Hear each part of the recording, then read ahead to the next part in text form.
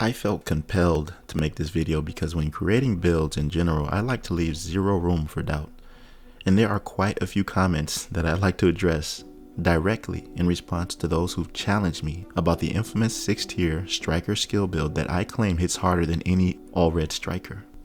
Well, I definitely still stand by that statement. Let me explain. And if you've been following me, you would know that I try to be very thorough in my videos, mainly to inform the audience in the best way possible, but also to quiet the naysayers and skeptics. Over the years, I'd like to think that I've gained some credibility along the way that affords me the right to make certain statements people would consider broad or sweeping phrases that may seem outlandish, like for example, saying things about crit values being a bit higher than what it would be exactly, when my intention is to express that, in a nutshell, you will have more crit in general, or just hyping up a certain aspect of a build without clarifying everything about it down to a T. The reason I don't get too in-depth in, for example, calculating the math of it all is because this is a video game. This isn't a math class, and for me personally, it takes a lot of the fun out of the game when I have to resort to such things just to satisfy the naysayers and skeptics. So I guess for this video, that's what I'm gonna have to do. But I'm only saying this once. Now, I will admit that I did get excited, as I always do when there's a build concept that I think of.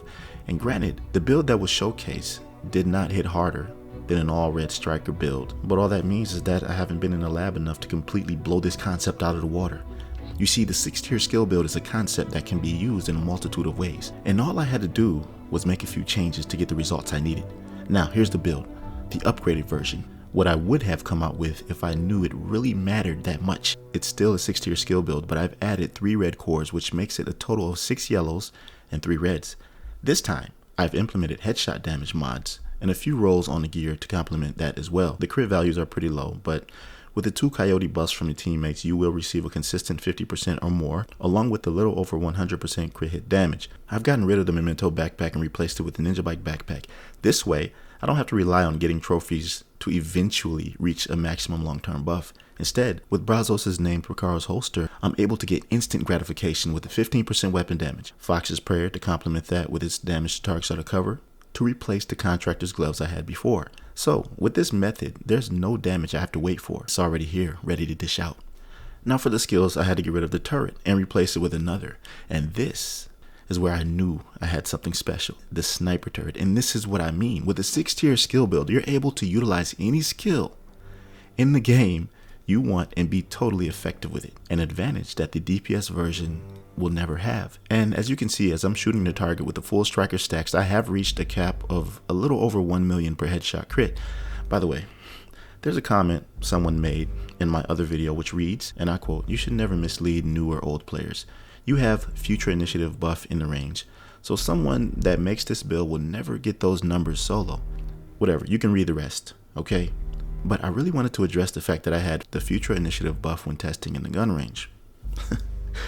I did not realize that until after the video was uploaded. So yeah, can't do nothing about that except make sure that in this video, I'm alone. No buffs, and anyone who knows me understands that. I'm just not that kind of content creator who intentionally misleads the community. That's not me. Anyways, let's get this over with. Hitting 1 million crits with the capacitor is only the beginning. I'm utilizing the sniper turret, which I can use while shooting my target. All you have to do is put the turret in an advantageous position, strategically placed. This way you can help your teammates out as well. And did you know that when aiming at the enemy's head with your weapon, the sniper turret will do that as well? Yes. So whenever I'm laying into an NPC while beaming their head, the turret won't miss. And with one push of a button, I can completely delete pretty much any NPC. This sniper turret can fire once every 3 seconds. And on a side note, the sniper turret's damage fluctuates, so the sniper turret deals approximately 2 to 3 million damage, and its DPS is approximately 600 to 893,641 based on a 1-shot every 3 seconds rate. This can fluctuate up and down depending on your damage, because you know the capacitor can give you 60% skill damage based on how many times you shoot the enemy. So this damage can go up and down while you're in combat. This is an advantage that you have. This is paired with the DPS that you have with the capacitor. And with the 16 shots and with a base damage of 1,664,365 per hit, with my headshot damage percentage being at 123.9%, will automatically boost this to almost 5 million a shot. Now, Last time I checked, there was a 1.6 headshot multiplier that scaled with your headshot damage percentage, which I'm assuming goes into the headshot damage you deal with a sniper turret, because the sniper turret's damage itself comes from the skill tiers and skill damage, but the headshot damage is based on your headshot value on your character. Now, to push the needle even further, I've implemented the Artificer Hive, which then makes the sniper turret even more broken. Every time the Hive buffs the turret, it receives a 70% damage buff. This makes the damage of one shot almost 7 million. Now, obviously, this is very strong. And the cool thing is that I don't even have to take the Hive off my back. The buffs will just periodically come. So let me reiterate. Every time I engage an enemy while beaming their head, it will be a guaranteed kill. Even body shots are brutal, but we're not aiming for that. Headshots are the ultimate damage threshold, requiring a high skill gap to achieve with precision and practice to master. When shooting any boss, that's the goal, right? Now with this, I haven't even factored in the future initiative buff that I will be getting from the healer. Maybe you can tell me what that is in the comment section below. Plus the fact that the healer will undoubtedly be overcharging my skill consistently throughout the incursion run. And speaking of healers, I honestly have another healer method that I will showcase in another video, which I'm trying to get to, which is not future initiative, but can definitely compete with it as an alternative healer. So stay tuned for that. And if you want, you can scrap the Artificer Hive and go with the Striker drone for more DPS to help assist you in battle. Wait, hold up. Speaking of drones, I've been waiting for this opportunity to share this awesome news with you, and I think that this is the perfect opportunity. In the game that I'm developing called Identity Rebels, I have finally been able to start working on the ultimate abilities. And guess what? The first one of them is a combat drone that seeks out targets.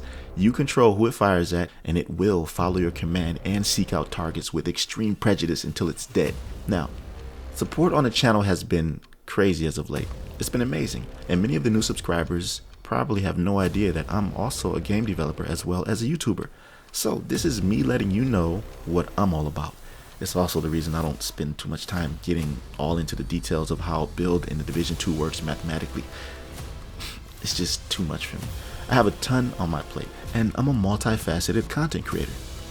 And if you want to join me on this long, beautiful journey, then don't hesitate to subscribe to this channel and my Identity Rebels game development channel. The link is in the description, and you can see what it's all about if you visit the channel. Identity Rebels is also on Steam if you want to wishlist it to support as well. Anyways, let's wrap this video up, shall we? Today I looked at the video I posted about the strikers, and the comment section was filled with even more comments talking about how much I'm misleading the community and lying. I just don't see a reason to respond to toxicity like that. If you can't see what I'm trying to present, then there's nothing I can do about that. By the way, y'all need to take a chill pill, man. Here's the question of the day. Why so serious? Why are you so mad about this perspective that I have? I could just feel the anger in your comments. Anyways, I can't let that distract my vibe. But yeah, I appreciate those who support me and have always supported me based on knowing who I am and what I'm about.